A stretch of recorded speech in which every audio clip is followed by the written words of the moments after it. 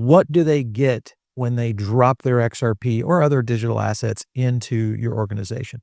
We actually don't take we take possession of your assets. They move them into custody, but they are still their assets. So that's been a pretty big piece for me. So maybe a little context and background about my journey would be helpful. So I made a bunch of money in digital assets in 20 and 21, and then started consulting with some family offices, working with them to provide private client services. So things that you would think of for a normal multifamily office: estate planning, tax strategies, wealth management, wealth advisory, all of those things kind of culminating in a one-stop shop for somebody that makes a substantial amount of wealth in digital assets.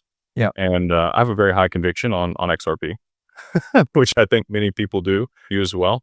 And so I consolidated my position in early 21, well, actually 22. And about the time I started getting on X and talking about a lot of the stuff that I was doing.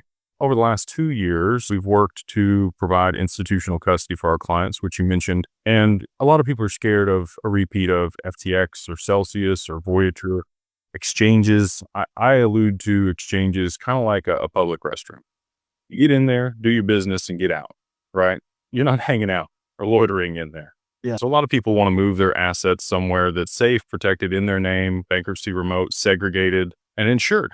And so that's what we provide for people alongside the advisory. And then we have some really unique strategies to be able to actually generate returns on assets that don't have a native yield, like, Ethereum or Solana. You have ways that you can stake that and generate some returns. Whereas XRP, a lot of people have been waiting for Flare and some of these other opportunities to generate returns. And we've already done that. So we paid our first check to people out of our hedge fund.